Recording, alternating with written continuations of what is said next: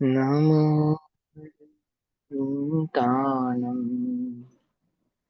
नमो सिद्धाणं नमो आयरी नमो वज्रायाणं नमो लोये सवसाहुनं ओंकारं बिन्दुसंयुक्तं नित्यं ध्यायन्ति योगिनः कामदं मोक्षदं चैव ओंकाराय नमो नमः। मङ्गलं भगवान् वीरो मङ्गलं गौतमो गणी मङ्गलं कुन्दकुन्दादेव जैनधर्मोऽस्तु मङ्गलम् सर्वमङ्गलमाङ्गल्यं सर्वकल्याणकारकं प्रधानां सर्वधर्माणां जैनं जयतु शासनम्। नमः समय साराय स्वानुभूत्या चकासते चित्स्वभावाय भावाय सर्वभावान्तरच्छिदे।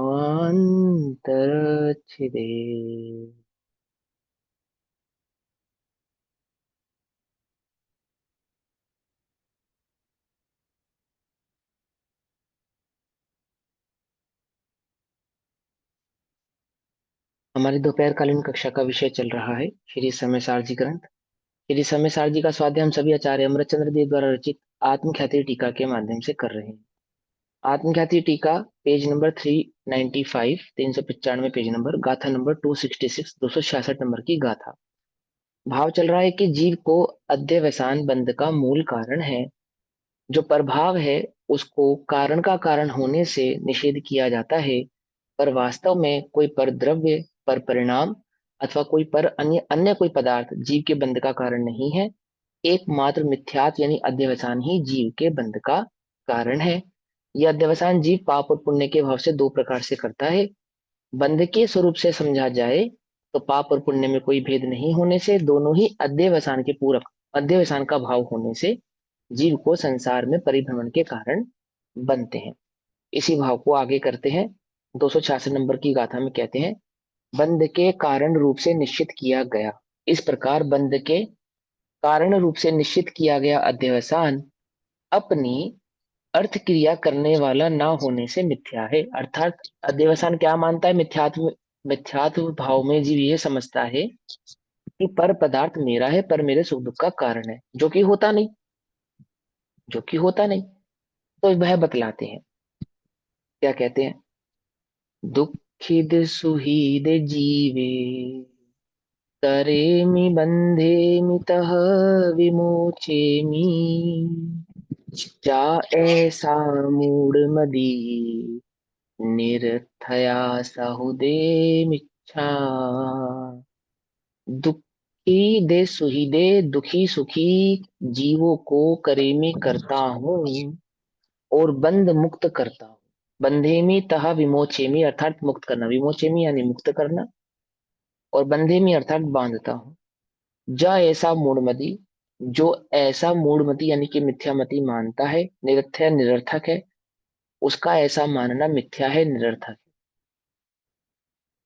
करता दुखी सुखी जीव को, मिथ्या दृष्टि क्या मानता है कि मैं पर पदार्थ में कुछ कर सकता हूँ, और ऐसा उसका मानना क्या है? मिथ्या है। बंध के कारण रूप से निश्चित किया गया अध्यवसान अपनी अर्थ क्रिया करने वाला नहीं होने से मिथ्या है। अर्थात जिस प्रकार का परिणाम मिथ्या दृष्टि करता है वह वास्तव में पॉसिबल नहीं है, इसलिए मिथ्या है। कैसा परिणाम करता है? करता दुखी सुखी जीव को अरुबध मुक्त करूं अरे, यह मूड मति तुझ है निरर्थक, इस ही से मिथ्या ही है। समझ आई बात? ऐसा जो जीव का अभिप्राय है। पंडित टोडरमल जी ने लिखा, आप सबको ध्यान भी होगा कि छद्मस्त को जो क्रिया होती है वो परिणाम पूर्वक होती है। ठीक, छद्मस्त जीव की जो क्रिया होती है, यानी कि मन वचन काया की जो प्रवृत्ति होती है, वो परिणाम पूर्वक होती है। ऐसा नहीं हो सकता कि परिणाम तो कुछ और हो और क्रिया कुछ और हो। ऐसा नहीं होता। छद्मस्त जीव, छद्मस्त यानी कि जब तक आपके केवल ज्ञान प्रकट नहीं हुआ है, आपको इस ही प्रकार जो भी आपकी क्रिया होगी वह परिणाम पूर्वक होगी। कदाचित ऐसा भी होता है कि परिणाम पूर्वक क्रिया ना हो, परंतु वह एक्सेप्शनल केस होता है, मतलब कदाचित होता है। जर्नली, इन जर्नली नहीं नहीं मेरे परिणाम में तो क्रोध नहीं है, मैं कर रहा हूं, ऐसा नहीं हो। मेरे अंतर में तो क्रोध मान माया लोभ नहीं है, वो तो बस तुमको ऊपर ऊपर से दिख रहा है, ऐसा नहीं होता। ऐसा नहीं होता। हमें ना छद्मस की यहाँ पे कैसे। एक चीज पूछनी थी। जैसे हम हमारे मन में जो चलता है तो वो हमारे वचनों में आ जाता है। तो ऐसे जो परिणाम होते हैं उसका अंदर अभिप्राय तो होगा ना, उसी के अकॉर्डिंग हमारे परिणाम होते होंगे। वही तो बतला रहा हूँ। आपने प्रश्न जो पूछा है ना, ये इसी प्रश्न का आंसर दे रहा हूँ मैं। ठीक है मैंने ना। अभी ज्वाइन किया ना, आज क्लास जल्दी कोई शुरू बात हो नहीं। गई थी। 3 बजे से शुरू होगी कल से, ठीक है ना, 3 बजे या 3:05 मैक्सिमम। क्योंकि दिन ठीक। जल्दी छिपने लग गया ना तो सबको प्रॉब्लम होती है। और कोशिश करेंगे कक्षा भी 2-5 मिनट पहले छोड़ें, ठीक है। अभी समझो ध्यान से कि छद्मस्त जीव को क्रिया जो होती है वो परिणाम पूर्वक होती है। ऐसा तो होता नहीं कि परिणाम कुछ और हो क्रिया कुछ और हो। ऐसा नहीं होता, कदाचित होता भी हो, कदाचित। पर वह कदाचित ही होता है, और वह भी मायाचारी है। वह भी मायाचारी है। जैसे कई बार होता है ना, आप बच्चे को अपना चेहरा डराने डांटने वाला बनाते हो, अंदर से डांटना नहीं चाहते। मारने वाला बनाते हो, मारना नहीं चाहते। वो तो कदाचित का केस है। लेकिन जर्नली क्या होता है, और वह भी जो होता है ना, वो जो डराने या मारने वाली बात होती है, वह कहीं ना कहीं अंदर में तो होती है क्रोध की भावना, कि जो तूने किया वो गलत है, नहीं करना। हाँ, बस ठीक है कि जितना उसे दिखाते उतना नहीं होता। अंदर में थोड़ा होता है, दिखाते कभी कभी थोड़ा ज्यादा। लेकिन वो कदाचित की बात है। मेन बात क्या है कि छद्मस्त को जो क्रिया होती है वो परिणाम पूर्वक होती है, और पंडित टोडरमल जी कहते हैं इसलिए परिणामों की संभाल करो। ठीक। अभी क्या है कि अपने को अभिप्राय और परिणामों के बीच का अंतर समझ में नहीं आ रहा। ये बात सही है कि जो परिणाम होते हैं वो अभिप्राय पूर्वक ही होते हैं, अर्थात अभिप्राय को ही दर्शाते हैं। जो परिणाम होते हैं वे अभिप्राय को दर्शाते हैं। लेकिन वे जो परिणाम हैं वे बंध के कारण नहीं है, अभिप्राय बंध का कारण है। क्या कहा। परिणामों से तो पाप और पुण्य का भेद पड़ता है, लेकिन बंध अभिप्राय से होता है। परिणाम अगर अच्छे होंगे तो पुण्य का बंधेगा, बुरे होंगे तो पाप का बंधेगा। अब मैं क्या करूं, परिणाम संभालूं या अभिप्राय संभालूं। जिन्हें अभिप्राय की खबर नहीं है वे परिणाम संभालें, और परिणाम पूर्वक अभिप्राय को बदलने का प्रयास करें। अब परिणाम पूर्वक अभिप्राय को बदलने का प्रयास किस प्रकार से होता है, कि जो आपके पकड़ में आता है। क्या पकड़ में आ रहा है आपके, अभी अभिप्राय पकड़ में आ रहा है, नहीं आ रहा। अभी परिणाम परिणाम पकड़ में आते हैं। समझ में आता है कि मैं क्या विचार करता हूँ, मैं किस तरह से सोचता हूँ, मेरी किस प्रकार की भावनाएं हैं। तो उन भावनाओं को समझाने के लिए कहते हैं कि देखो, आपको जो इस चीज जो परिणाम उत्पन्न होता है ना, कि ये मेरे सुख का कारण है, ये मेरे दुख का कारण है, अथवा मैं इसे बांधू, इसको रोकूं अथवा इसको आजाद करूं, ये जितने भी आपको परिणाम होते हैं पर संबंधी, ये जो भाव उत्पन्न हो रहे हैं, इनमें अपने अभिप्राय को पहचानना सीखो। चिंतन करो, विचार करो, क्या वास्तव में कोई मुझे सुखी कर सकता है, क्या वास्तव में कोई मुझे दुखी कर सकता है, क्या वास्तव में मैं किसी को सुखी दुखी कर सकता हूँ या नहीं कर सकता हूँ। इस प्रकार अपने परिणामों की पहचान करनी चाहिए। क्या कहते हैं, कर्ता दुखी सुखी जीव को अरुबद्ध मुक्त करूं अरे, यह मूढ़ मति तुझे है निरर्थक। अरे मिथ्या ज्ञानी, ये ये सब विचार तेरे निरर्थक है। इस प्रकार की जो तेरी भावना है ये निरर्थक है। इस प्रकार से तेरा सोचना, इस प्रकार से तेरा मानना, ये सब कैसा है, निरर्थक है। इस ही से ये मिथ्या ही है, इसलिए ये सब मिथ्या है। क्या क्या निरर्थक है, तो किसी को सुखी दुखी तो कर नहीं सकता, और कोई तुझे सुखी दुखी कर सकता। इसी प्रकार तू किसी को बांध या मुक्त नहीं कर सकता, और कोई तुझे बांध या मुक्त कर सकता नहीं। तेरा ये जो है ये सब कर्म के उदय से होने वाला कार्य है, कर्माधीन है। और कर्म के स्वरूप को नहीं जानने के कारण ये जो तेरे चित्त में अहंकार है, मैंने किया, मैं करता हूं, अथवा उसने किया वो करता है, ये मानना तेरा निरर्थक है। इसका कोई काम नहीं है, नॉनसेंस है ये, नॉनसेंस। ठीक है ना। वो कहते हैं रे मूढ़ मति तुझ है निरर्थक, निरर्थक माने नॉनसेंस। क्या ये कैसी बात सोचता है तू? ये तेरे ये करने वाला कोई पर द्रव्य पर पदार्थ नहीं है। ये बात इसको समझ। ये समझाने के लिए आचार्य देव कहते हैं। क्योंकि ये जो परिणाम तुझे उत्पन्न हुआ, कौन सा परिणाम? कि मैं पर को दुखी करूं या पर को सुखी करूं, ये कहीं ना कहीं तेरे अभिप्राय के कारण ही उत्पन्न हुआ है। तेरा जो मिथ्या अभिप्राय है उसके कारण ही ये बात आई है। ये अभिप्राय तेरे को समझ में क्यों नहीं आता? ये तेरा अभिप्राय बदला क्यों नहीं है? तत्वों के स्वरूप को नहीं जानता है, तत्वों के स्वरूप का चिंतन नहीं करता है, आत्मा के स्वभाव भाव को नहीं पहचानता है, और आत्मानुभूति को अभी तूने प्रकट नहीं किया है। इसलिए तुझे इस प्रकार के परिणाम आते। क्या करूं इन परिणामों में? ये विवेक तो रखो, परंतु इन परिणामों से भिन्न ज्ञायक तत्व को जानने का उद्यम करो, परिश्रम करो, पुरुषार्थ करो, चेष्टा करो। हे भाई, गाथार्थ, हे भाई, जीवान में जीवों को तो या दुखित विवेक सुखता। रखो, मतलब विवेक रखो, इनसे भिन्न अपने आप को देखो। दोनों बातें, विवेक रखो इन सेंस की परिणाम तीव्र हो तो पहले मंद करने का प्रयास करो, मंद हो तो भिन्न देखने का प्रयास करो, ऐसा। हम्म। ठीक है पर ना? इसमें जब हम विवेक। ऐसे करेंगे तो फिर कर्ता नहीं बनेंगे, ऐसे जैसे कहते हैं कि हम तो कुछ कर ही नहीं सकते। परिणामों की कर जो भी सकते। तीव्रता या मंदता है वो तो तत्समय की हाँ, योग्यता है। लेकिन भेद तो फिर विज्ञान का कर्ता तो है ना जीव, भेद विज्ञान तो करेगा ना, भेद विज्ञान का हम्म, पुरुषार्थ तो जीव ही करेगा ना। समझे ना? ज्ञान जो होता है, जो ज्ञान है ना, ज्ञान वो सर्व सामर्थ्य कारक है। उसमें इतनी सामर्थ्य है कि वो वस्तु में परिणामों में हेय उपादेय को जाने। ठीक है ना? क्या हेय है क्या उपादेय है इसको समझे, क्या ज्ञेय है क्या हेय है इसका विचार करे, इसका चिंतन करे। ये सब ज्ञान में होता है। आपको ये लगता है कि मैं करता हूं, करता इन सेंस क्या, और हेय उपादेय समझना क्या, भिन्न जानना। तो भिन्न जानने का करता तो जीव ही है, और भिन्न नहीं जानना, अपना जानना, ऐसा ममत्व भाव का करता भी जीव ही है। वह तो जीव ही कर रहा है ना। मैं, ये मेरा है, ये मेरा है, ये परिणाम का कर्ता तो जीव ही है ना। और ये मेरा नहीं है भिन्न जानना, इसका कर्ता भी तो जीव ही बनेगा ना। जो मेरा नहीं है इसमें जो कुछ होना है इसका कर्ता मैं नहीं। इसी प्रकार से द्रव्य कर्म भाव कर्म और अनुकर्म में जो कुछ होना है उसका कर्ता मैं नहीं। ये भाव मुझे क्यों उत्पन्न हो रहे हैं, क्यों आ रहे हैं? तो क्या उत्तर देंगे कि मैं करता नहीं हूं, ऐसे ही आ रहे हैं, कर्म के उदय के कारण आ रहे हैं। उन कर्मों को किसने बांधा था? तूने बांधा था। तेरे द्वारा बांधे गए कर्मों के कारण तुझे इस प्रकार के परिणाम आदि कर्म का उदय पाकर, निमित्त पाकर उत्पन्न होते हैं। अब मैं क्या करूं? कि नवीन मत बांध। कैसे नहीं बांधू? कि जो पहले गलती की थी वो गलती अब मत कर। तो पहले गलती क्या की थी? कि पहले पर पदार्थ में अहम पना धारण किया था। अब क्या करूं? अब अहम पना धारण नहीं करना। समझे नहीं समझे? और ये अहम पना धारण नहीं करना किस प्रकार से नहीं करना? यदि कषाय तीव्र है तो मंद का पुरुषार्थ करना। पहले पुरुषार्थ क्या करना? कषाय को मंद करने का। और कषाय मंद हो तो भेद विज्ञान करना। तीव्र कषाय में तो भेद विज्ञान पॉसिबल नहीं है ना, संभव नहीं है। कषाय की मंदता में ही भेद विज्ञान संभव है। तदमस्त की अपेक्षा से, है ना, द्रव्य क्षेत्र काल भाव की अपेक्षा से कथन है।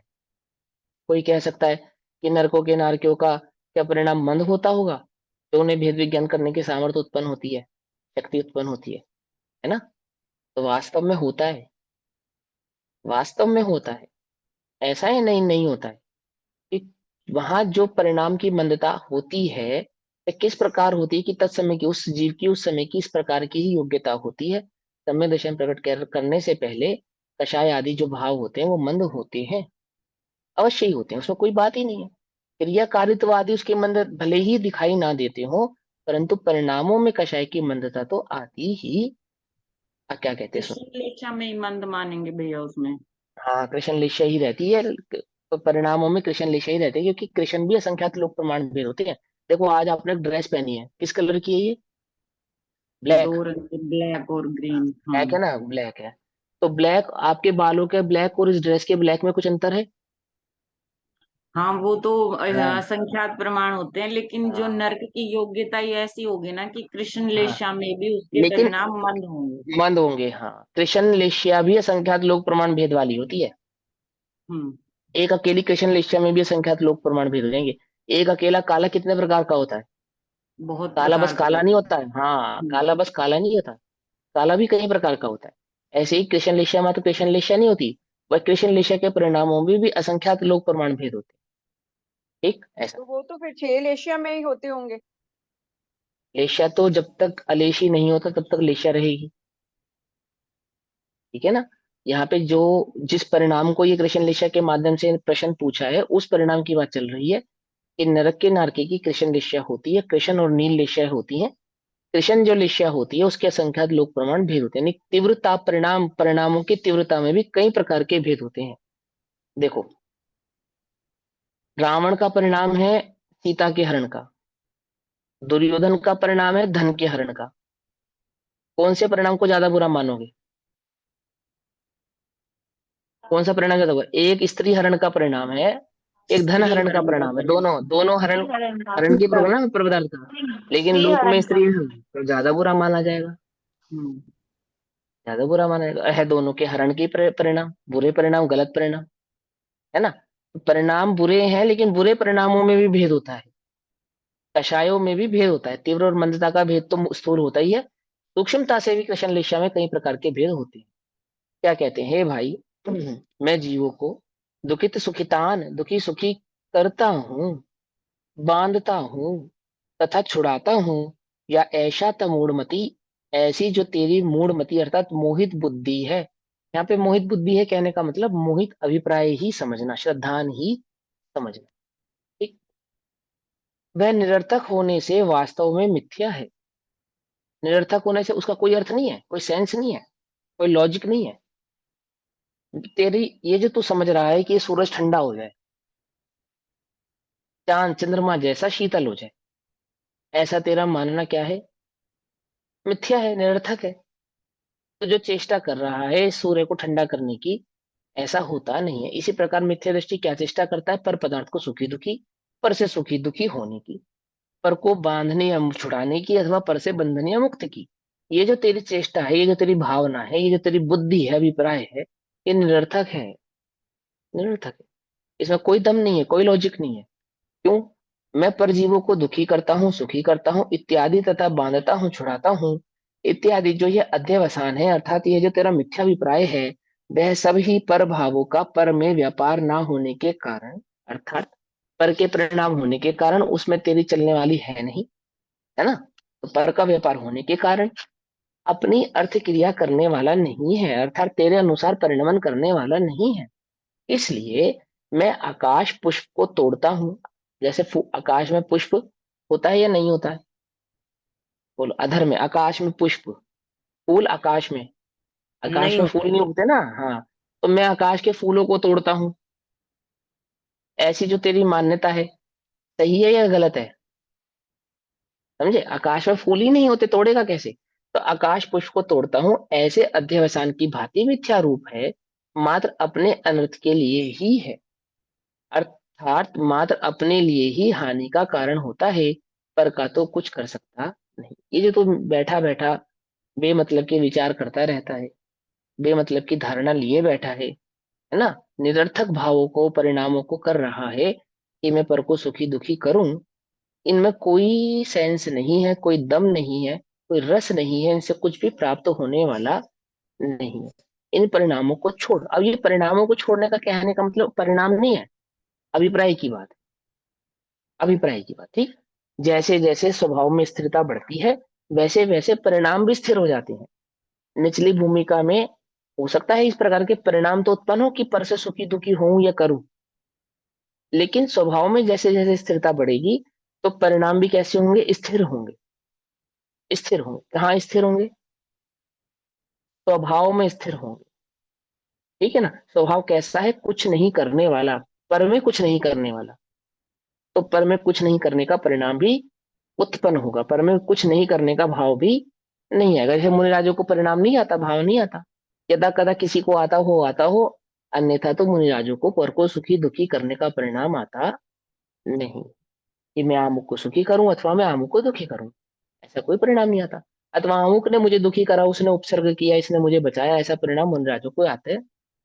परिणाम भी नहीं आता। बोले हाँ नहीं आता। क्यों? क्योंकि स्वभाव में स्थित है। अभिप्राय तो सुधरा ही है, और अभिप्राय में स्थिरता बढ़ने के कारण परिणाम में भी सुधार आया है।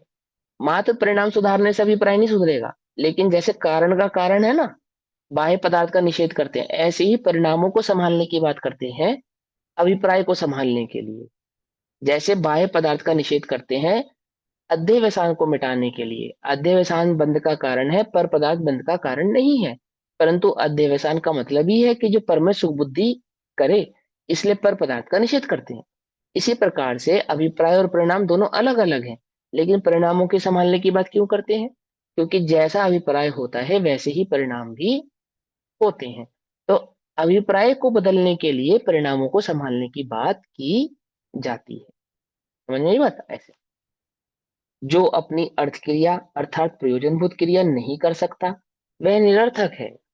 मतलब जो चाहते हो और वैसा हो नहीं सकता तो निरर्थक है, हो ही नहीं सकता। रेत में से तेल निकालना चाहते हो, अब रेत में तेल ही नहीं होता तो निरर्थक है ना। निकालने के लिए वहां वह वस्तु वह पदार्थ होना चाहिए, है ही नहीं, तो निकालोगे कैसे? और इस प्रकार की भावना करना कैसी है? निरर्थक है।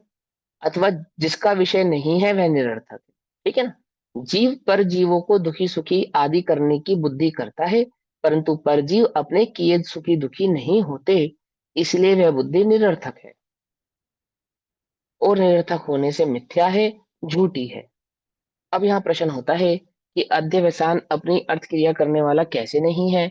इसका उत्तर कहते हैं अध्यवसान यानी कि जो मिथ्या अभिप्राय है, वह मिथ्या अभिप्राय अपने ही अनुसार जैसा वह मानता है वैसा ही होने में वह असमर्थ है। ऐसा कैसे? तो उस भाव को गाथा नंबर 267 में कहते हैं, अध्यवसान निमित्तम जीवा बंजति कर्मणा जदि मुंचति मोक्षमग्गै हृदयता की करे सितुमम। सब जीव अध्यवसान कारण कर्म से बंधते जहां। कहा क्या क्या कहते हैं? कर्म से बंधने का क्या कारण बताया? अध्यवसान। अध्यवसान। अध्यवसान।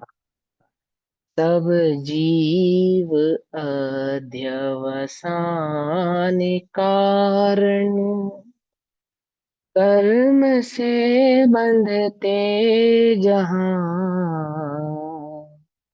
हरु मोक्ष मग हित जीव छूटे, तू ही क्या करता भला। हम्म? हे भाई, यदि वास्तव में अध्यवसान के निमित्त से जीव कर्म से बंधते हैं और मोक्ष मार्ग में स्थित छूटते हैं, तो तू क्या करता है? तो बांधने छोड़ने का अभिप्राय व्यर्थ ही तो गया। क्यों? क्योंकि मूलतः तो अध्यवसान बंध का कारण है, और ये अध्यवसान कैसा है? मोक्ष मार्ग को छुड़ाने वाला है। अब जो चीज तेरे को मोक्ष मार्ग से ही छुड़ा रही है, मुक्ति के मार्ग से ही छुड़ा रही है, स्वभाव के मार्ग से ही छुड़ा रही है, और संसार में डाल रही है, बांध रही है, दुखी कर रही है, यह अध्यवसान कैसा है?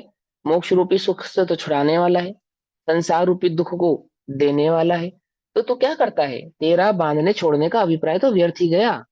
क्या क्या है तेरे इस अभिप्राय से? ये ऐसा अभिप्राय करने का क्या लाभ जो मोक्ष से तो छुड़ावे और संसार को बढ़ावे, सुख से तो हटावे और दुख में ले जावे? ऐसा किसी को बांधने मारने का अभिप्राय रख के क्या फायदा? कार्य तो ऐसा करो जिसमें कुछ लाभ हो। कार्य अपने अनुसार होगा नहीं, और मात्र इस प्रकार की मान्यता कैसी है? सुखी दुखी तो कर सकता नहीं, सुखी दुखी तो कर सकता नहीं, और अभिप्राय रखने से क्या होगा? मोक्ष रूपी सुख से छूटेगा, संसार रूपी दुख को बढ़ाएगा। क्या लाभ? कोई लाभ है? कोई लाभ नहीं है। मैं बांधता हूँ छुड़ाता हूँ, ऐसा जो अध्यवसान, उसकी अपनी अर्थ क्रिया जीव को बांधना छोड़ना है। ठीक है ना। उसकी अपनी अर्थ क्रिया कैसी है? जीव को, मैंने वो क्या चाहता है? मिथ्या दृष्टि को क्या लगता है कि मैं जीव को बांधता हूँ अथवा छोड़ता हूँ, ऐसा लगता है मिथ्या दृष्टि जीव को। किंतु जीव तो इस अध्यवसान का सद्भाव होने पर भी अपने सराग वीतराग परिणामों के अभाव से नहीं बंधता, नहीं मुक्त होता, तथा अपने सराग वीतराग परिणाम के सद्भाव से उस अध्यवसान का अभाव होने पर भी बंधता है और छूटता है। इसलिए पर में अकिंचित कर होने से, अर्थात पर में कुछ भी नहीं करने से, अकिंचित कर कुछ भी नहीं कर सकता, तिल तुष मात्र भी पर में कुछ नहीं कर सकने होने से, अर्थात कुछ नहीं कर सकता ऐसा होने से, यह अध्यवसान अपनी अर्थ क्रिया करने वाला नहीं है और इसलिए मिथ्या ही है। ऐसा भाव का यहाँ आश्रय समझना चाहिए। भाव जो हेतु कुछ भी नहीं करता वह अकिंचित कर कहलाता है। तुम पर में कुछ कर सकते हो? नहीं कर सकते, तो अकिंचित कर है। मिथ्यात्व कैसा है? पर में अकिंचित कर है, पर में कुछ करने में अकिंचित कर है। मिथ्यात्व क्या समझता है कि मैं पर में कुछ करता हूं, और पर में करने में कैसा है? पर में कुछ करने में कैसा? अकिंचित कर है। मिथ्या दृष्टि को क्या लगता है कि मैं पर को सुखी दुखी कर सकता हूँ। क्या पर को भैया सुखी दुखी कर टीका में सकते ये हो? वाली लाइन समझा दो। किंतु हाँ, जीव क्या? तो इस अध्यवसाय का सद्भाव होने पर भी अपने हाँ, सराग वितरक परिणाम के अभाव से नहीं बंधता। अगर हाँ, देखो, अध्यवसाय अपने का सद्भाव अपने है तो। अपने अपने सराग वीतराग परिणाम के अभाव से। अब देखो, जीव को वीतराग परिणाम का क्या है? अभाव है। हम्म। जीव को वीतराग परिणाम का क्या है? अभाव अभाव है। है। तो सराग और वीतराग परिणाम के अभाव से नहीं बनता। अपने सराग और वीतराग परिणाम के अभाव से नहीं बनता, मतलब देखो, ये घुमा के कहा गया। इस अध्यवसान का सद्भाव होने पर भी, अध्यवसान का सद्भाव है, अध्ययन यानी कि मिथ्यात्व का सद्भाव है, हाँ। और मिथ्यात्व का सद्भाव होने पर अपने सराग वीतराग परिणाम के अभाव से, अभाव हो गया। भाई, जब मिथ्यात्व का सद्भाव होगा तो हाँ। वीतराग परिणाम का अभाव होगा या सद्भाव होगा? अभाव होगा। अभाव होगा। तो वो कह रहे हैं कि जो जो जीव को परिणाम, अपना जो परिणाम है, जिस परिणाम से जीव को नहीं बनना चाहिए, जिस परिणाम के कारण जीव को बंधन नहीं होता, हम्म। कौन सा परिणाम ऐसा है जिससे जीव नहीं बंधेगा? वीतराग। वीतराग भाव है। वीतराग भाव का क्या है? यहाँ पे अभाव है।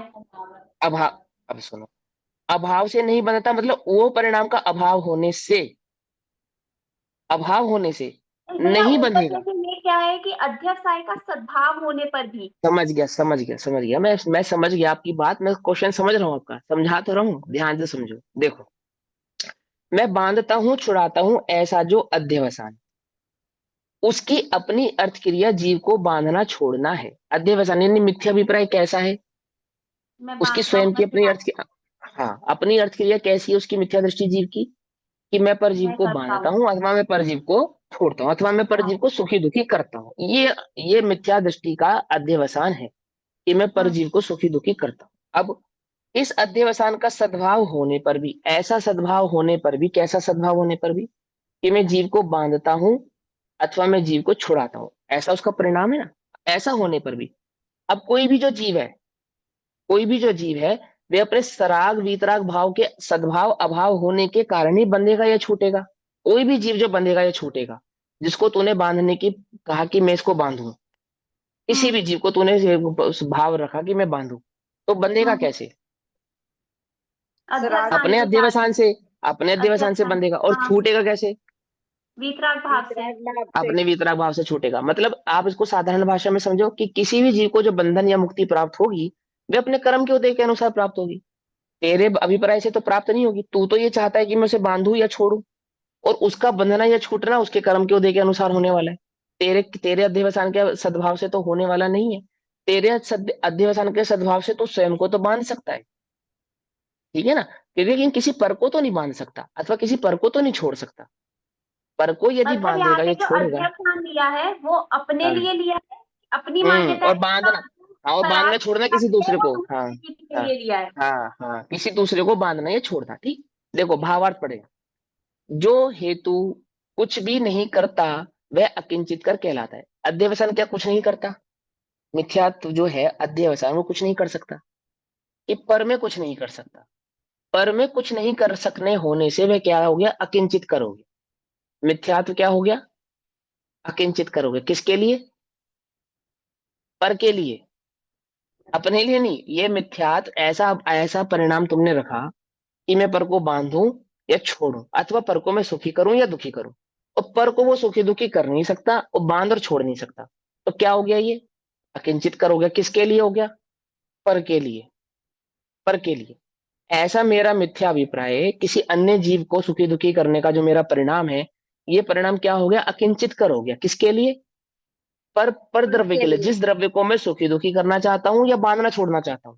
कुछ नहीं कर सकता ना, मेरे परिणाम से तो वो सुखी दुखी हो नहीं सकता, और मेरे परिणाम से वह बंध मुक्त हो नहीं सकता। वह बंध मुक्त होगा या सुखी दुखी होगा तो अपने कर्म के उदय के अनुसार होगा। मेरे परिणाम से तो होगा नहीं। तो मेरा परिणाम क्या हो गया इस मामले में? अकिंचित कर हो गया। कि मैं परिणाम करूं और कार्य हो जाए, तो कुछ बात समझ में आती है। यहाँ तो मेरे परिणाम करने से कार्य होना ही नहीं ना, तो मेरा और मैं परिणाम फिर भी करूं, तो वह परिणाम क्या कहलाएगा? अकिंचित अकिंचित कर। कर कहलाएगा, कुछ नहीं कर सकता। म- मैं चाहता हूं आकाश में से फूल तोड़ना, तो मेरा ये परिणाम आकाश में से फूल तोड़ने का क्या है? अकिंचित कर है या नहीं है? हो ही नहीं सकता। ये कैसी बातें कर रहा है तू? एक छोटा बच्चा जिद करने लगा, पापा मैं उड़ना चाहता हूँ। कैसे उड़ना चाहता हूँ? जैसे कबूतर उड़ता है ऐसे उड़ना चाहता हूँ। बोलो भैया, क्या समझाएं उसे, कैसे उड़ाए? वो उड़ना है मुझे, तो जैसे ये कबूतर उड़ रहा है ऐसे उड़ना है। इस कबूतर पे बैठ के उड़ा दो, चलो इस पे बैठा दो, ये मुझे उड़ा देगा। छोटे बच्चे करते हैं ना ऐसी जिद, व्यर्थ की, कुछ भी जिद करते हैं। हो सकता है? अकिंचित नहीं हो कर है। सकता। आप किंचित कर, वो कहते हैं ये जो परिणाम है ना, ये जो परिणाम है, ये जो आमुख परिणाम है, ये किंचित कर है। किसमें? पर में। तेरा तो बहुत कुछ बिगाड़ रहा है ये परिणाम, जो परमा किंचित कर है, तेरा तो बहुत कुछ बिगाड़ सुधार कर रहा है, लेकिन उस पर पदार्थ के लिए तो अकिंचित कर है। क्यों भैया, तुम्हें नजर कैसे लग जाती है? किसी की नजर तुम्हें लगती नहीं लगती है? पर की नजर तुम में क्या है? टोक तो लगी जाती है। हम जा रहे थे, उसने टोक दिया, इसलिए काम बिगड़ गया। टोकने से हो जाता नहीं, हो जाता काम खराब। कुछ अकिंचित कर नहीं। है। ये अकिंचित। समझा रहे हैं आपको। हाँ, वो कह रहे जो हेतु कुछ भी नहीं करता वह अकिंचित कर कहलाता है। ठीक।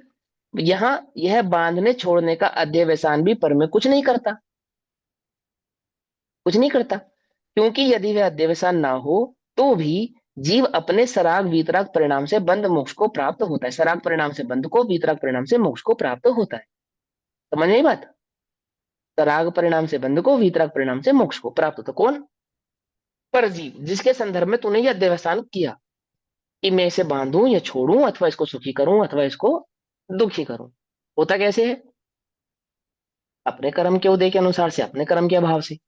बंधता है तो कर्म के उदय से, और मुक्त होता है तो कर्म के अभाव से। किसके? अपने। अपने, तेरे नहीं। तेरे नहीं। मैं तुझे आशीर्वाद देता हूं मुक्ति का, हो जाएगी या नहीं हो जाएगी? नहीं हो सकती, नहीं हो सकती। मैं चाहता हूं तुझे मोक्ष हो जाए, हो जाएगा? नहीं हो नहीं हो। सकता। हाँ, हम हर तो आपके पांव पकड़ लेंगे। हर जीव के अपने अपने परिणाम से होएगा। हाँ, समझे? तो क्या कहते हैं? तराग वितराग परिणाम से बंध मोक्ष को प्राप्त हो, और वह अध्यवसान हो तो भी अपने सराग वितराग परिणाम से अभाव से, अपने सराग वितराग परिणाम के अभाव से बंध मोक्ष को प्राप्त नहीं होता है। ठीक है ना? इस प्रकार अध्यवसान पर में अकिंचित कर होने से, पर में कैसा हो गया अध्यवसान? पर में अकिंचित अकिंचित कर हो गया। अकिंचित करोगे। लेकिन हाँ, और स्वयं अर्थ क्रिया करने वाला नहीं है, इसीलिए ये मिथ्या है। और ये मिथ्या परिणाम किसके दुख का कारण बन रहा है? तेरे अपने दुख का कारण बन रहा है, तेरे अपने बंध का कारण बन रहा है। ठीक, स्व देखो। अर्थ क्रिया मतलब भैया उस यहाँ पे रूप उस रूप कार्य नहीं करने होने से, जिस जैसी इसकी मान्यता है वैसा कार्य नहीं हो सकने के कारण, अपने परिणाम अनुसार कार्य नहीं होने के कारण, अर्थ क्रिया तो को प्राप्त नहीं होने के कारण, मिथ्यात्व तो मिथ्या दृष्टि चाहता है कि मैं पर को सुखी दुखी करूं, और कर सकता नहीं। तो चाहता है सुखी दुखी करना, उस प्रकार के अर्थ क्रिया कार्य को प्राप्त नहीं होता। कौन? मिथ्यात्व। ऐसा अध्यवसान हो तो भी अपने सराग वीतराग परिणाम के अभाव से बंध मोक्ष को प्राप्त नहीं होते। अगर किसी जीव को अध्यवसान है, यानी मिथ्या दृष्टि है कोई जीव, और मिथ्या दृष्टि होने पर भी सराग भाव है, तो वह बंध का कारण नहीं है। और जो कुछ वीतराग भाव है, यानी कि वैराग्य परिणति हो गई, उससे मुक्ति नहीं हो जाएगी। जैसे द्रव्य लिंगी को परिणाम कैसा है? वीतराग परिणाम है। द्रव्य लिंगी का जो परिणाम है वो कैसा है? वीतराग परिणाम है। वीतराग परिणाम होने पर भी क्या है? अध्यवसान सहित होने के कारण बंध को ही प्राप्त होता है। क्या लिखा है? वह अध्यवसान हो तो भी, यदि वह मिथ्या अभिप्राय तुम्हारे चित्त में बैठा है तो भी, अपने सराग वीतराग परिणाम के अभाव से बंध मोक्ष को प्राप्त नहीं होता। नहीं होता। समझे नहीं समझे? वीतराग परिणाम हो चाहे सराग परिणाम हो, ये दोनों परिणामों का क्या है? अभाव होने से। अभाव होने से दैट मीन्स जिस जैसा भी तुमको क्रिया नजर आ रही है, जैसा भी परिणाम तुमको नजर आ रहा है, और वह अध्यवसान है, साथ में अध्यवसान है, तो अध्यवसान होने पर भी तुम्हारा सराग भाव हो अथवा नहीं हो, वीतराग भाव हो अथवा नहीं हो, जीव को बंध की प्राप्ति होती ही होती है। और भैया अध्यवसान नहीं है। अध्यवसान के के साथ वीतराग भाव कैसे होगा? व्यवहार के पक्ष की अपेक्षा से कह रहे हैं, व्यवहार अच्छा। परिणाम की अपेक्षा से कह रहे हैं। ठीक है, क्या कह रहे हैं?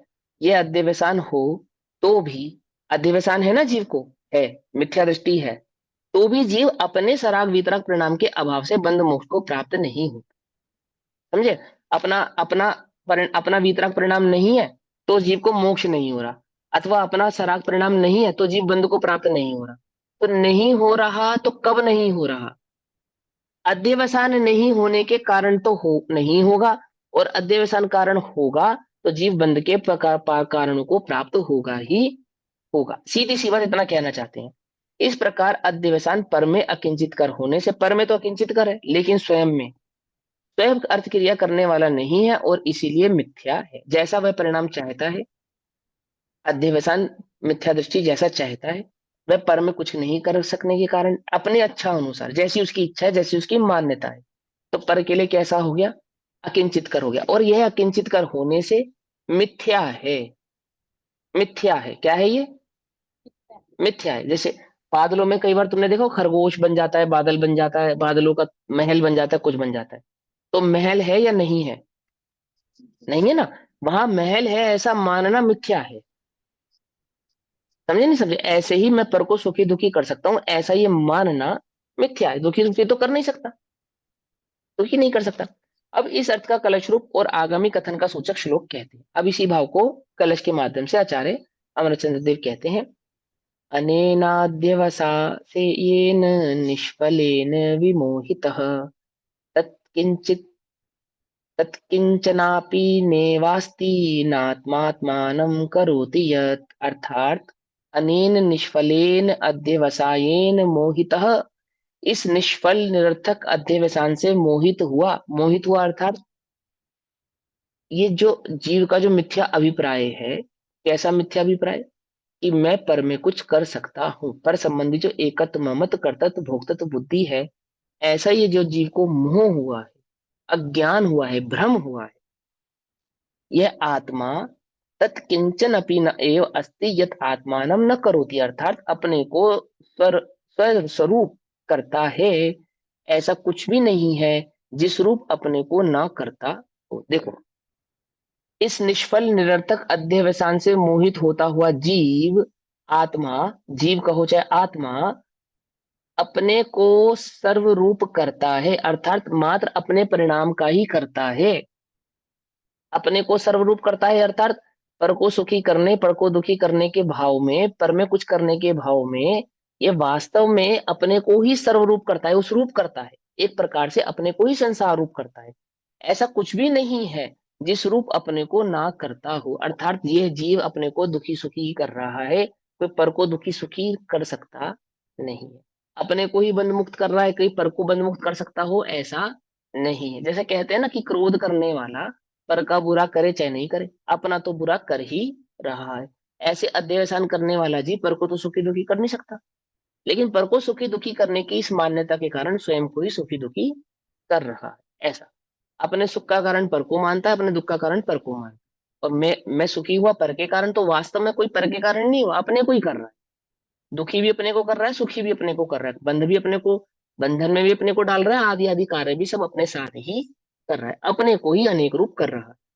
ये आत्मा मिथ्या अभिप्राय से भूला हुआ चतुर्गति संसार में जितनी अवस्थाएं हैं, जितने पदार्थ हैं, उन सर्वरूप अपने को हुआ मानता है, अपने शुद्ध स्वरूप को नहीं पहचानता। एक आत्मा को नहीं पहचानने के कारण 4 गति 84 लाख रूप योनियों में ये जीव भटक रहा है, उस रूप ही अपने को कर रहा है। अब इस अर्थ का स्पष्टतया गाथा में कहते हैं। इसी भाव को आचार्य कुंद कुंदेव गाथा के भाव में कहते हैं। गाथा नंबर 268। तव्वे करे दीजीवो अज्जवसानेन तिर्याण रई, तव्वे करे दीजीवो अज्जवसानेन तिर्येणे रइये, देव मनुए ये सव्वे पुण्यम पावम चरणे यविहम। 4 गति 84 लाख योनियों में जीव ना, ये 4 गति योनियों में भटकते देव मनुष्य आदि आदि। तब वे करेदी जीवो, जीव अपने आप को सब जगह यानी 4 गति रूप करता है। अध्यवसानेन तिर्ये ने रहिए, इस अध्यवसान के कारण तिर्यंचादि देव मनुष्य ये सब पाप और पुण्य के आधार से जीव को प्राप्त होते हैं। तिर्यंच नारक देव मानव, पुण्य पाप अनेक जे, उन सर्व रूप करे जो निज को, जीव अध्यवसान से।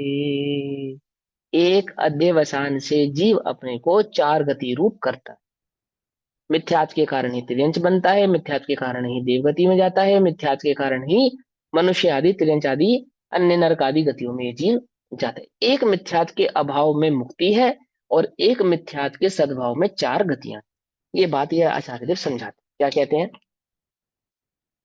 जीव अध्यवसान से तिर्यंच नारक देव और मनुष्य इन सर्व पर्यायों में तथा अनेक प्रकार के पुण्य और पाप इन सब रूप में अपने को करता है, यानी कि स्वयं को परिणमित करता है। पर को सुखी दुखी करने के नाम पे, पर में कुछ करने के नाम पे जीव अपने आप को चार गति रूप करता है और उन चार गतियों में के अनुसार पाप और पुण्य आदि भावों को प्राप्त होता है। और उसी प्रकार जीव अध्यवसान से धर्म अधर्म, जीव अजीव और लोकालोक इन सब रूप अपने को करता है। अब ये धर्म अधर्म, जीव अजीव रूप अपने को करता है, मतलब जो अपने को क्या मानता है, मैं शरीर हूं, तो अजीव रूप करता है। मैं जगह देता हूं तो आकाश रूप करता है। ऐसा जैसे कर्म चेतना, कर्म फल चेतना और ज्ञान चेतना। जो कर्ता बनता है वो कर्म चेतना, जो भोक्ता बनता है वो कर्म फल चेतना, जो ज्ञाता का अनुभव करता है वो ज्ञान चेतना। ऐसे ही जो आकाश आदि का कर्ता बनता है तो मानो आकाश ही बन गया, जो पुद्गल का कर्ता बनता है मानो पुद्गल ही हो गया। अपने को क्या मानते हो, जीव मानते हो शरीर मानते हो, बोलो। तो शरीर मानने से पुद्गल ही हो गया ना, पुद्गल मानता है अपने को, तो पुद्गल मानने से पुद्गल हो गया। ऐसा ऐसे अन्य द्रव्यों को निज रूप करने से अन्य द्रव्य रूप हो गया, ऐसा मानता है। जैसे ये आत्मा पूर्वोक्त प्रकार क्रिया जिसका गर्भ है, ऐसे हिंसा के अध्यवसान से अपने को हिंसक करता है। माने हिंसा रूप परिणमित होने से, हिंसा के परिणामों में परिणमित होता हुआ मन वचन काया से जो हिंसा का अभिप्राय अभी का कर्म कर रहा है, मन वचन काय जो उसके हिंसक हो रहे हैं, मन से भी हिंसा कर रहा है, वचन से भी हिंसा कर रहा है और काया से भी हिंसा कर रहा है। तो उपयोग जहां पे भी है, मन में है तो मन से, वचन में है तो वचन से, काया में है तो काया से, तीनों में है तो तीनों की अपेक्षा से।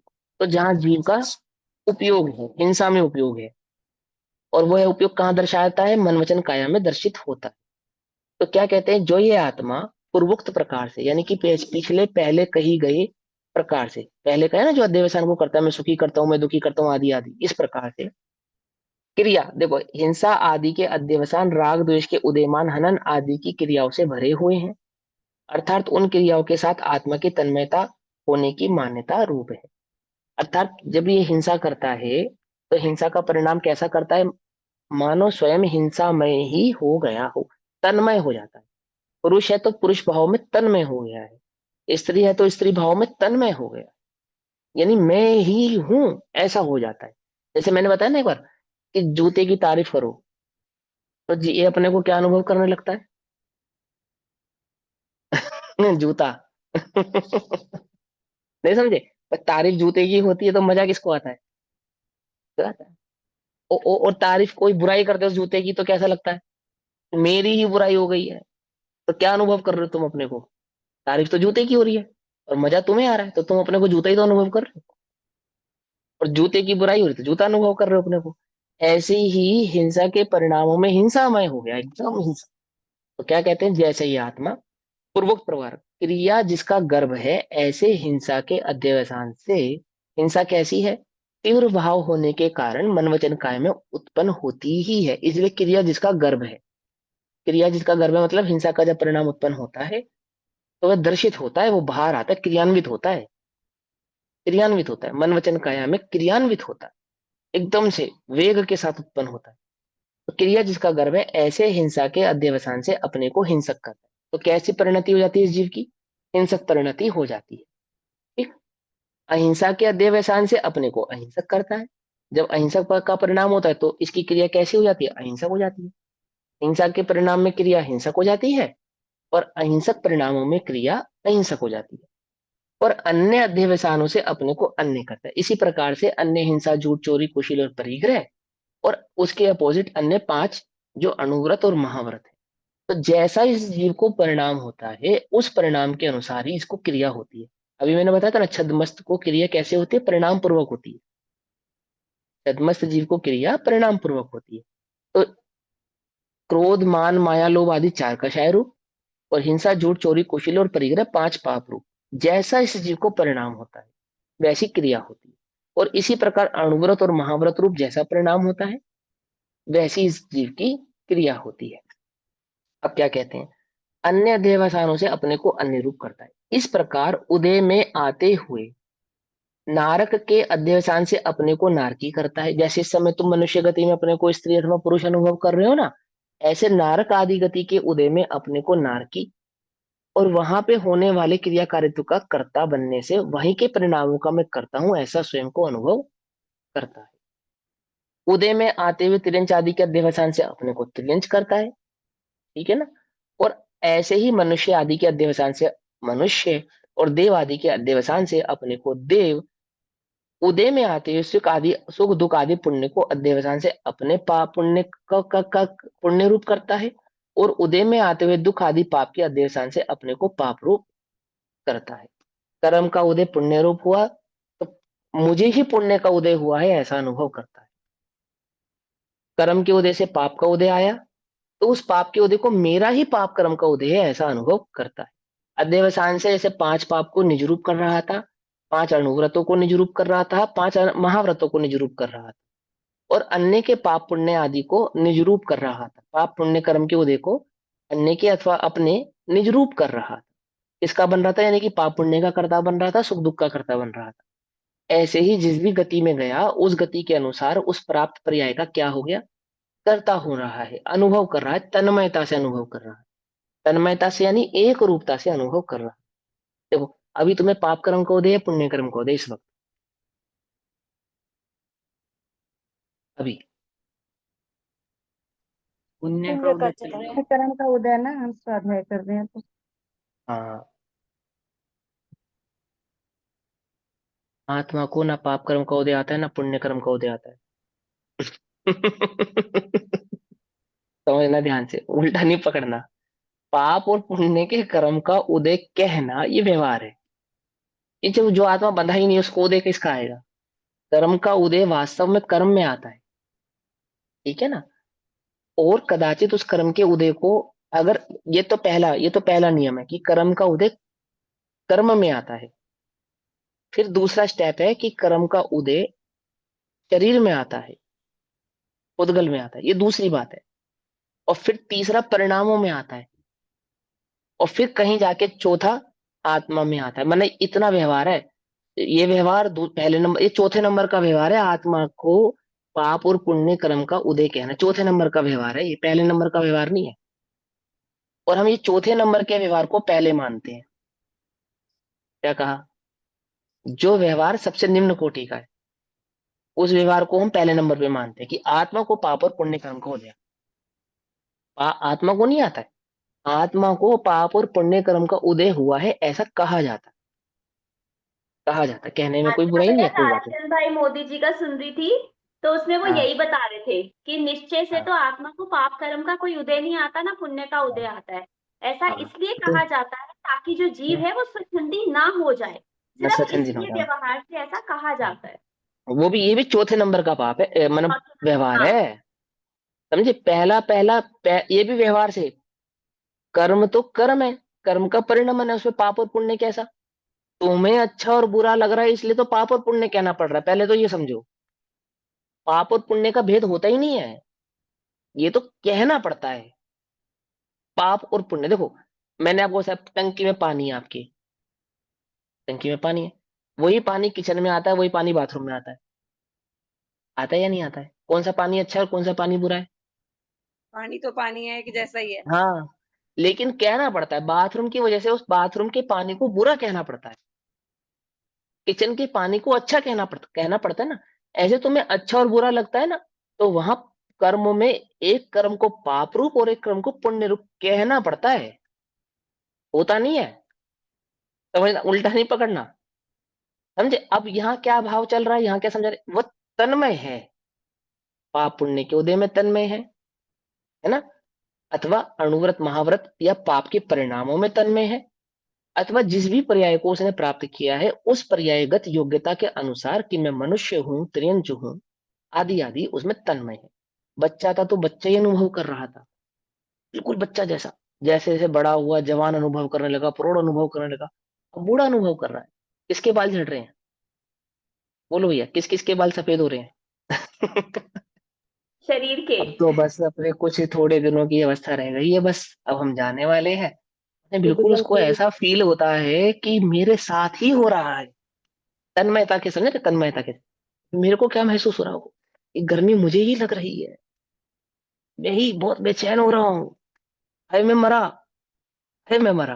कुछ बात समझ में आ रही है? नहीं, ऐसे तन्मय हो रहा है गृद्धता से। वो यहाँ कह रहे हैं, उदय में आते हुए दुख आदि पाप के अध्यवसान से अपने को पाप रूप करता है, पुण्य को पुण्य रूप, पुण्य के उदय को अपने रूप करता है।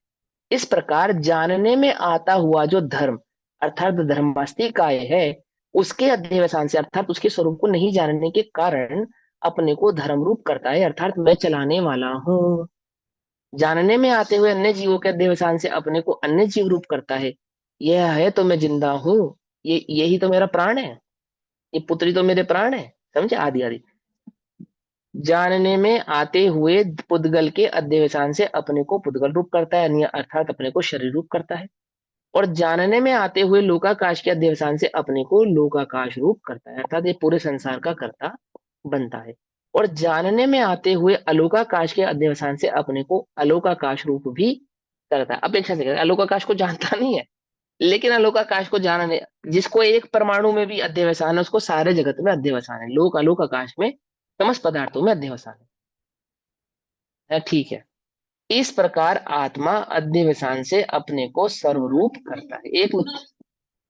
एक मिथ्यात्व के कारण ही जीव अपने को कैसा करता है, अन्य सभी भाव रूप करता है, सब रूप करता है, समझ ले। क्रोध रूप करता है, मान रूप करता है, माया रूप करता है, लोभ रूप करता है ना। जितने भी संख्या लाख लाख असंख्यात लोक प्रमाण भेद हैं, पाप के, पुण्य के, अनुव्रतों के, महाव्रतों के, अन्य अन्य चार गतियों के, चार गति संबंधी भावों के, और इस जगत में जितनी वस्तुएं उन उन सभी भावों के भाव रूप अपने को क्या करता है, तन्मय होने से उन सबका कर्ता बनता है।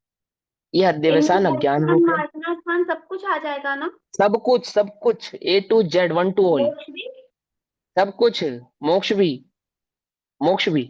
मिथ्या दृष्टि को लगता है मैं मोक्ष का करता हूं, मैं मोक्ष जाऊंगा, आदि आदि लगता है उसको। क्या है, संसार में कितने सारे जीव मोक्ष जा रहे हैं, कितने सारे जीव हैं बोलो, जा रहे हैं नहीं जा रहे हैं? जिनको काशी विश्वनाथ में जला दो उनको मोक्ष की प्राप्ति हो जाती है, बैंकुट आदि को वो मोक्ष मानते हैं। सब मोक्ष, मोक्ष के स्वरूप को नहीं जानने के कारण उस अध्यवसान के करता ना, फला के आशीर्वाद से मोक्ष हो जाएगा, हो जाएगा नहीं हो जाएगा, उनके चरणों में मरने से मोक्ष हो जाएगा।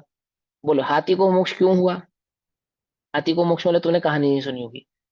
वो एक हाथी नदी में पानी पीने गया और मगरमच्छ ने उसका पांव पकड़ लिया, और वो हाथी जो है ना, मगरमच्छ के पांव पकड़ने से उसने वो जोर से चिल्लाया, अब मुझे नाम ध्यान नहीं रहा, शायद विष्णु को पुकारा।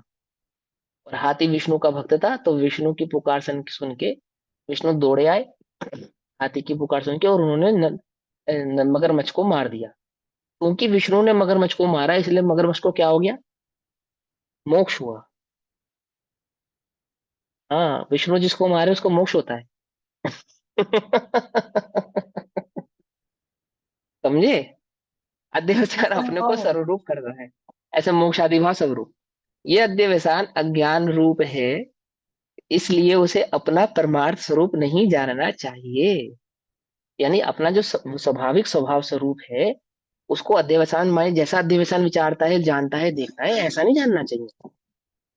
उस अध्यवसान से ही आत्मा अपने को अनेक अवस्था रूप करता है, इसलिए उन अनेक अवस्थाओं का निषेध करते हैं। निषेध तो एक अध्यवसान का करना है, लेकिन वह अध्यवसान के कारण ही जीव अपने को अनेक अवस्था रूप मानता है, इसलिए उस उन अनेक अवस्थाओं का रूप का हम निषेध करते हैं। क्या निषेध करते हैं? नारकी मैं नहीं, त्रियंच मैं नहीं, देव मैं नहीं, मनुष्य मैं नहीं, देह मैं नहीं, है ना, द्रव्य कर्म मैं नहीं, नो कर्म मैं नहीं, ऐसे निषेध करते हैं। वास्तव में तो एक अध्यवसान का ही निषेध करना है, लेकिन वह अध्यवसान क्या करता है, अपने को अनेक रूप करता है, इसलिए उन अनेक भावों को इससे भिन्न दिखाने का भाव कहते हैं। आत्मा अपने को अनेक अवस्था रूप करता है, अर्थात अपने उनमें अपनापन मानकर प्रवृत्ति करता है, प्रवर्तना करता है। अब इस अर्थ का कलश रूप तथा आगामी कथन का सूचक काव्य कहते हैं। इसी भाव को आगे और आने वाली गाथा के संदर्भ में आचार्य अमृतचंद्र देव कलश कहते हैं। कलश नंबर 172। तो 172 नंबर का कलश हम कल पढ़ेंगे, अभी समय हुआ, तब तक के लिए सभी को जय जिनेन्द्र। ओम नमः अभी शिवाय। आपने बताया था ना कर्म चेतना, कर्म फल चेतना और ज्ञान चेतना। कर्म चेतना में तो कर्तापन आ गया, और ज्ञान चेतना हाँ में तो ज्ञानी हो गया, और कर्म फल हाँ, चेतना में क्या क्या बताया जो था? फल का भोगता, कर्म के पाप और पुण्य के फलों को भोगता है, वह कर्मफल चेतना कहलाता है। कर्ता ठीक है ना, भोक्ता जो कर्ता भोक्ता और ज्ञाता, ज्ञाता। ऐसा। बस इतना है इसका, और कोई बहुत विशेष उसका अर्थ नहीं, इतना ही अर्थ समझना। ठीक। निज निधि निज में बताई, यह अनंत उपकार है, उसके लिए जिनवाणी माँ को वंदना शतबार। नमो रिहंताणं नमो।